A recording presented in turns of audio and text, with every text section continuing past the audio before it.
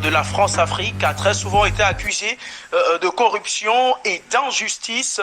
C'est ce qui ressort généralement des rapports qui sont faits en ce qui concerne les relations entre la France et l'Afrique. Cette machine de corruption et d'injustice qui n'est pas propre seulement à broyer les Africains, mais également des propres Français, des Français qui ont servi sur le sol africain. Nous sommes donc avec vous, Françoise Nicolas, ancienne diplomate française, pour parler de cette grande machine d'injustice qu'est la France-Afrique. Donc, vous-même, vous êtes l'une des victimes. Bonsoir à vous, Françoise Bonsoir à Nicolas. Merci tous, d'avoir accepté bonsoir. notre invitation. Eh bien, dites-nous-en un peu plus sur votre histoire. Eh bien, voilà, déjà, je me présente, je m'appelle Françoise Nicolas, je suis une ancienne diplomate française et depuis des années, je témoigne de ce que j'ai constaté dans le cadre de mes fonctions, c'est-à-dire un système très organisé de détournement de fonds publics. Voilà. Donc, je vais expliquer de façon plus précise ce qui s'est passé.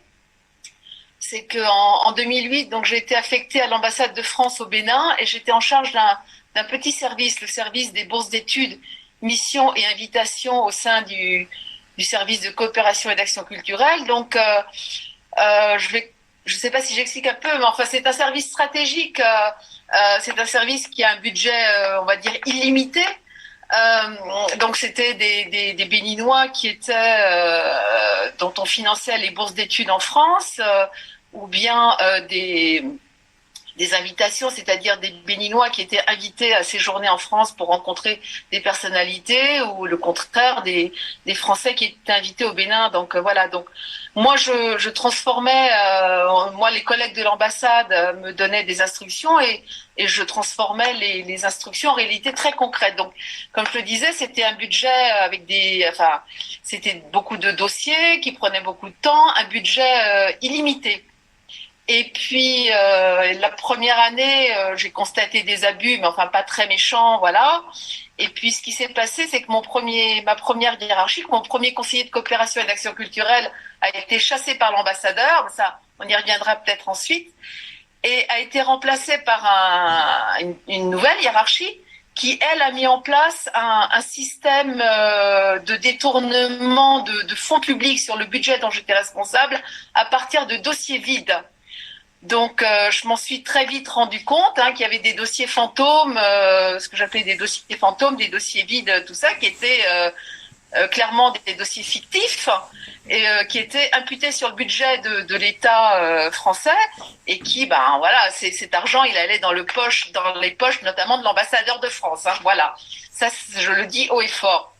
Donc, c'était des détournements de fonds publics. Donc, je l'ai signalé en interne par écrit auprès de la hiérarchie de l'ambassade, puis au niveau du Quai d'Orsay, parce que je m'inquiétais, ma responsabilité était en jeu.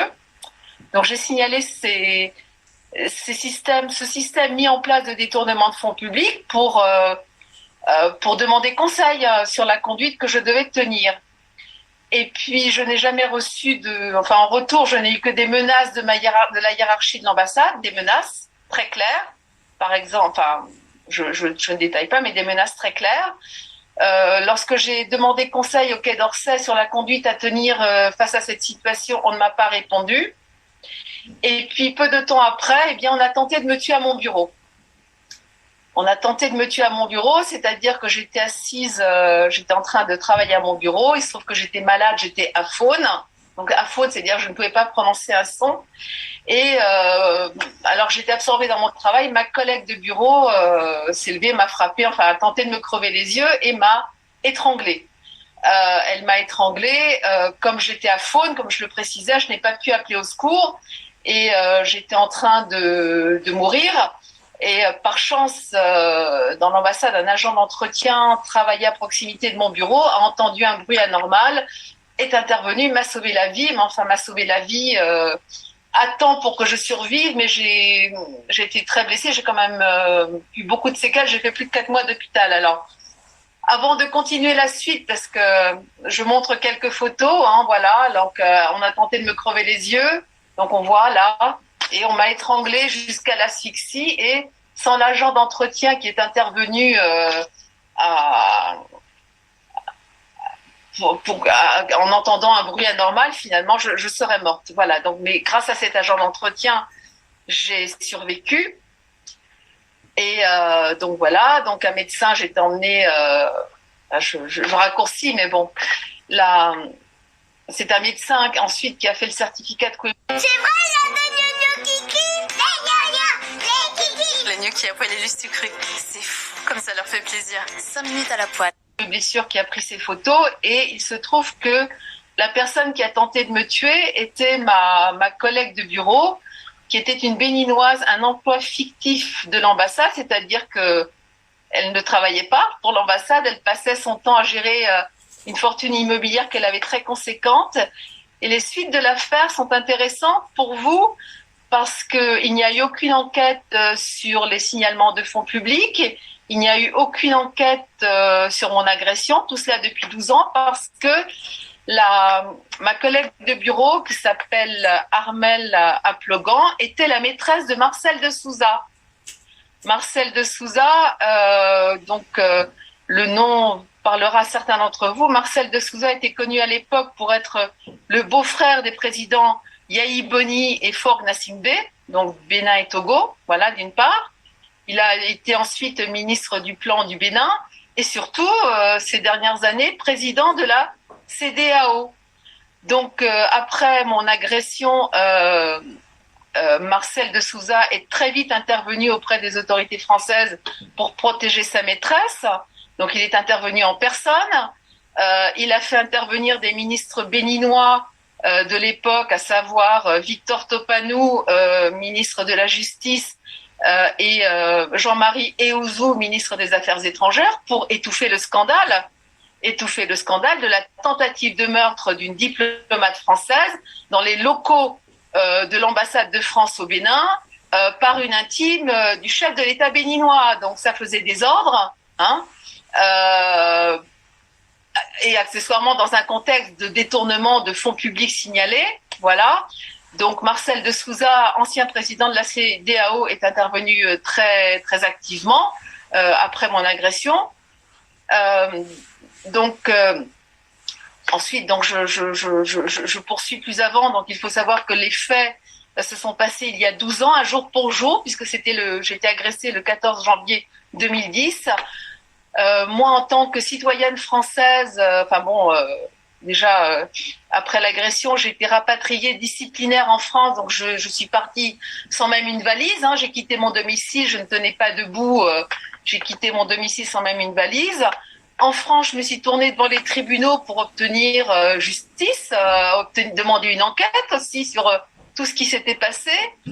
Les tribunaux français m'ont opposé la raison d'État à cause de Marcel de Souza, donc qui était intervenu pour protéger sa maîtresse, parce que du coup, les tribunaux ont considéré que faire une enquête sur les faits, que ce soit les détournements de fonds publics, que ce soit mon agression, ça aurait nui aux bonnes relations entre la France et le Bénin. Donc tout ça a été étouffé depuis 12 ans. Et la conséquence, c'est que j'ai été radiée.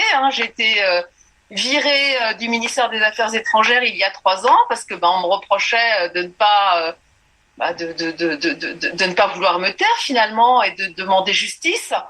Donc j'ai été radiée il y a 3 ans et ma radiation de la fonction publique vient d'être validée par le Conseil d'État. Voilà.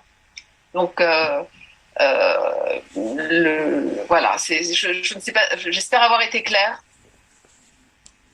Françoise Nicolas, vous avez été parfaitement claire, mais j'ai une question. On va peut-être sortir rapidement avec cette deuxième question. Vous avez évoqué l'ambassadeur de France en poste à cette époque-là du côté du Bénin qui avait organisé, on va dire, ces détournements de fonds publics. Est-ce que d'après vous, l'ambassadeur de France était le seul responsable de ces détournements? Est-ce que d'après vous, la hiérarchie, la plus haute hiérarchie, c'est-à-dire le ministère des Affaires étrangères et par ricochet l'Élysée n'était pas également au courant de ces affaires?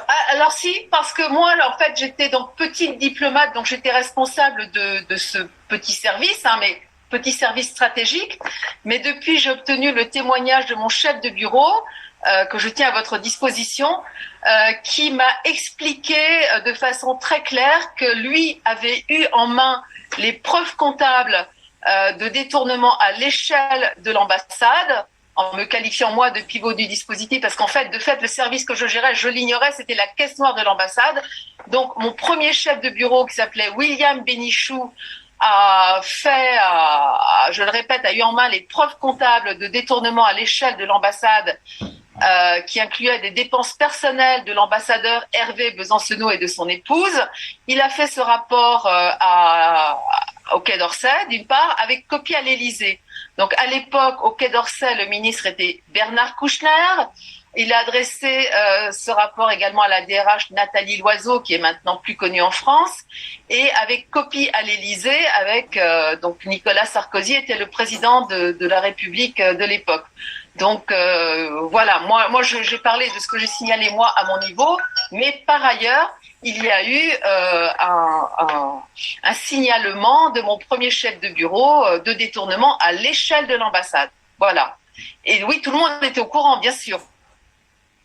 Et je pense, et pour conclure, je pense que les pratiques dont j'ai été témoin, dont je témoigne, sont banales, courantes, et que c'est la caisse noire des ambassades par excellence. Voilà. Merci à vous, Françoise, Nicolas, d'avoir répondu à nos questions. On reviendra très certainement avec vous pour d'autres éditions sur la télévision panafricaine, toujours pour continuer de parler de ces manœuvres noires de la France-Afrique. Eh bien,